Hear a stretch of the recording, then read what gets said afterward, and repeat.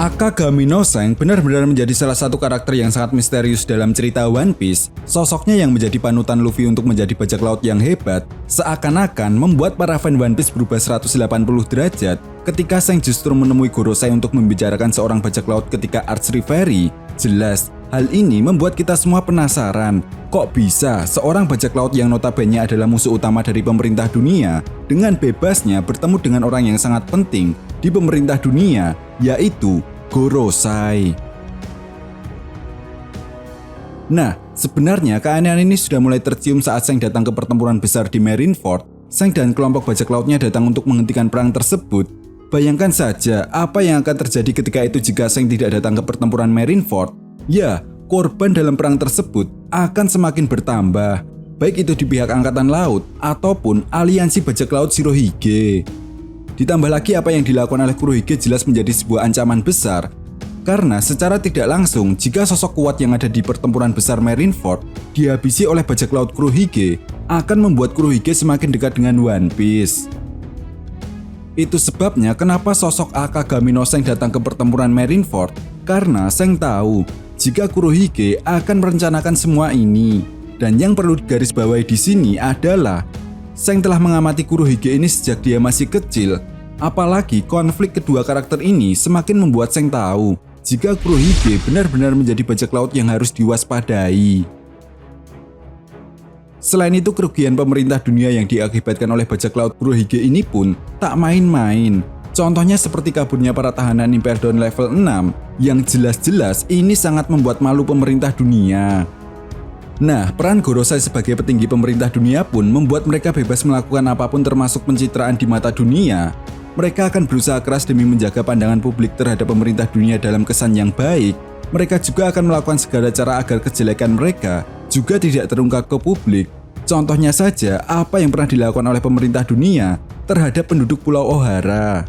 Ya, hanya demi melindungi terungkapnya rahasia abad kekosongan atau Void Century, Gorosei tidak ragu sedikit pun untuk menghabisi semua orang yang ada di Pulau Ohara. Seperti yang kita tahu bahwa sebelum kematian Profesor Clover dan seluruh penduduk Pulau Ohara, mereka digiring dan diinterogasi oleh agen pemerintah dunia dan juga Angkatan Laut tentang apa yang mereka ketahui tentang abad kekosongan atau Void Century. Profesor Clover pun kemudian menjelaskan bahwa kejadian Void Century berkaitan dengan kudeta yang dilakukan oleh pemerintah dunia terhadap sebuah kerajaan kuno. Dan dari sinilah kejadian yang sangat mengerikan dimulai. Semua orang langsung dihabisi oleh pihak pemerintah dunia, baik itu anak kecil ataupun wanita. Setelah melakukan perbuatan yang sangat sadis tersebut, pihak Gorosei pun melakukan sebuah propaganda ke seluruh penjuru dunia One Piece bahwa para penduduk Ohara akan melakukan sebuah tindakan yang sangat mengancam keselamatan dunia One Piece, yaitu mereka ingin membangkitkan kembali 3 senjata kuno yang pernah diciptakan pada zaman Void Century. Tidak hanya sampai di sini saja, pihak Gorosei pun menyembunyikan fakta kaburnya para tahanan Imperdon level 6 secara besar-besaran. Jelas, hal ini membuat Sengoku yang ketika itu menjabat sebagai seorang Fleet Admiral sangat marah atas apa yang dilakukan oleh Gorosei, di mana hal ini juga yang membuat Sengoku sangat malu dan sangat bertentangan sekali dengan paham keadilan yang dianut oleh Sengoku sebagai seorang angkatan laut, yaitu keadilan yang mutlak. Sengoku pun kemudian memutuskan untuk mengundurkan diri dari kursi Fleet Admiral. Kita semua tahu bahwa Oda Sensei ini sering sekali menyisipkan atau terinspirasi dari kisah nyata untuk dihadirkan dalam cerita One Piece. Nah, sebenarnya apa yang dilakukan oleh Gorosei ini merupakan sebuah strategi propaganda yang memang tidak lepas dari dunia nyata. Propaganda sendiri pertama kali dikenal pada tahun 1622 pada zaman Paus Gregory untuk menyebarkan agama Katolik di Roma. Namun jauh sebelum itu, Darius pertama melakukan sebuah strategi propaganda untuk menguasai kerajaan Persia. Dan di zaman modern saat ini, propaganda memang tak pernah lepas dari yang namanya politik dan perang. Nah, itu sebabnya kenapa Gorosei ini lebih memilih melakukan sebuah propaganda, karena memang propaganda ini sangat berbahaya dan mematikan. Dengan propaganda, orang-orang tidak akan pernah ragu untuk menghabisi nyawa sesama manusia. Dari semua propaganda dan pencitraan yang dilakukan oleh Gorosei, membuat salah satu supernova yaitu Eustas Captain Kidd mengomentari hal ini dengan mengatakan, dibandingkan dengan penguasa yang tamak, dunia kriminal masih bisa disebut bermoral paling tidak kita tidak pernah menutupi kejahatan yang kita perbuat. Apa kalian sadar, saat sampah menguasai dunia, maka akan melahirkan sampah?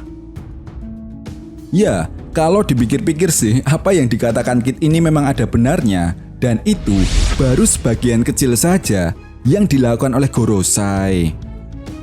Dan satu hal lagi, menurut Mimin sih, sebenarnya apa yang dilakukan oleh Goldie Roger juga merupakan sebuah propaganda untuk melawan propaganda yang telah dilakukan oleh pemerintah dunia di masa lalu.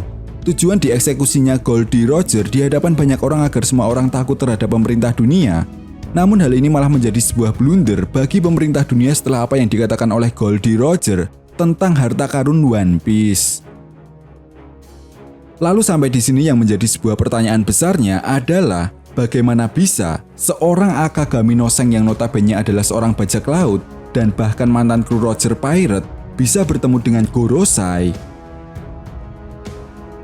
Jawabannya seperti yang sudah Mimin jelaskan tadi, propaganda. Ya, propaganda tak lepas dari yang namanya perang, dan perang tak lepas dari yang namanya sebuah kepentingan. Dan apa yang dilakukan oleh Seng ketika mencegah Kaido agar tidak datang ke pertempuran besar di Marineford juga merupakan sebuah kepentingan.